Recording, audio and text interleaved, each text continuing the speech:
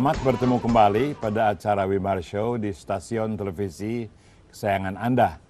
Asik sekali kalau kita punya kecintaan yang mendalam kepada hutan, kemudian punya keahlian fotografi, kemudian berhasil merangkum foto-foto yang terbaik dari hutan tropis kita, dan kemudian langkah berikutnya menjadikan ini basis daripada usaha untuk membela, untuk mempertahankan keutuhan hutan yang akan memberi kehidupan pada generasi yang akan datang.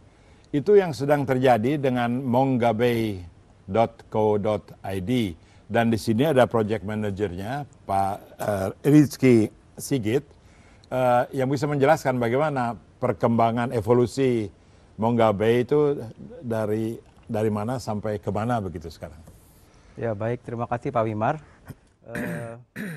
Perlu saya jelaskan bahwa mongabay.co.id itu adalah merupakan sebuah situs berita lingkungan, Pak.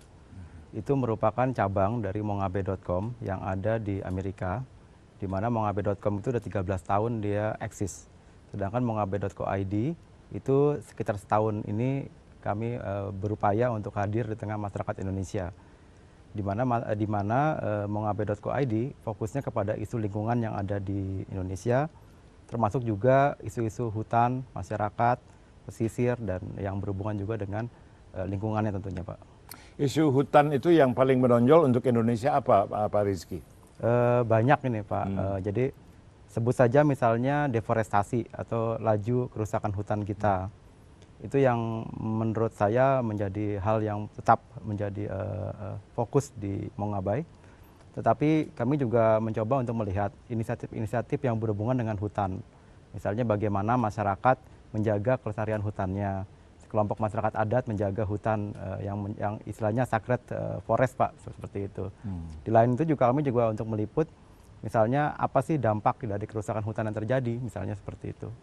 Nah ini mongabay.co.id di Indonesia baru Bapak setahun ya? Setahun, Pak. Nah, tapi mongabay.com di Amerika sudah lebih lama, dan Anda, Rizky Sigit itu juga sudah lebih lama menekuni hutan dengan cara lain. Ya. Bisa cerita kegiatan Anda dulu, dasar kegiatan Anda dalam keberpihakan hutan. Baik, Pak. Ada dua organisasi sebenarnya yang berpengaruh kepada hidup saya. Yang pertama itu kelompok pencinta alam saya, Pak, waktu saya kuliah di Bogor, di IPB, yaitu Lawalata IPB. Oh, oke. Waktu itu saya sering masuk hutan, naik gunung, begitu, jalan-jalan di sekitar Bogor, maupun saya juga pergi dengan teman-teman itu berkelana ke taman-taman nasional. Kemudian yang kedua adalah Telapak. Telapak adalah sebuah LSM lingkungan, di mana didirikan tahun 98, Pak. Di mana saya juga bergabung di sana sekitar 12 tahun saya di sana. Dan di Telapak saya juga dulu mengurusi untuk media, Pak. Jadi kami juga membuat film-film dokumenter lingkungan.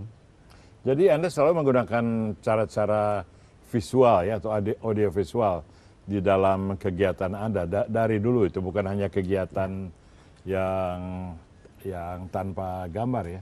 Saya ingat di tahun 99 barangkali ya, waktu Telapak itu terlibat dalam satu kontroversi untuk membela sesuatu ketidakadilan di hutan. Sebagai contoh saya ingin diungkap kembali itu ceritanya bagaimana itu. Ya, itu sebenarnya kami waktu itu bermitra dengan teman-teman LSM lain di Indonesia, dan juga kami bermitra dengan kelompok-kelompok pencinta lingkungan dari luar negeri, Pak ya. Kami menemukan waktu itu karena zaman-zaman reformasi begitu, semuanya itu mungkin hukum itu sangat lemah begitu. Ya, betul. Jadi ketika itu banyak sekali isu-isu illegal logging, di mana banyak pencurian-pencurian kayu di dalam hutan-hutan yang dilindungi, termasuk Taman Nasional. Nah, ketika itu kami membuat ekspos, di mana kami ungkap mengenai kejahatan kehutanan di dalam Taman Nasional begitu. Itu di Kalimantan Tengah. Tapi nggak cuma itu saja sebenarnya. Jadi ketika itu memang Telapak memang banyak sekali mencoba untuk membangun kepekaan publik terhadap isu-isu kerusakan Taman Nasional dan kerusakan hutan pada umumnya. Ada yang di Papua, ada yang di Kalimantan, di Sumatera, seperti itu, Pak. Sekarang illegal logging nggak gitu kedengaran. Apakah diselesaikan atau sudah beralih kepada isu lain? Bagaimana ceritanya itu? Ya, jadi kalau kita melihat dari data yang dikeluarkan oleh Kemenhub ya, Pak ya, awal-awal tahun 2000-an itu luar biasa laju Iya. kerusakan hutan kita, Pak. Sekitar Itu melibatkan penguasa, bupati, Ya, kepala polisi, ya, gubernur, segala. betul, ya. betul. Dulu itu katanya rate of deforestation itu sekitar 3 juta Oke. hektar. 3 juta hektar ya. Kurang lebih seperti itu. Sekarang turun menjadi 450 ribu. Ya, artinya itu turun, Pak ya. Tapi saya juga sebenarnya berpikir, karena ini kan tidak bicara kawasan yang masih tetap saja begitu loh. Mungkin lama-lama habis juga hutannya. Jadi rate of deforestation itu bukan akibat dari keberhasilan dari praktek yang sekarang, tapi memang karena memang sudah tidak ada lagi. Menarik, kita akan break dulu untuk melanjutkan. Banyak ironi dalam soal hutan ini. Ya.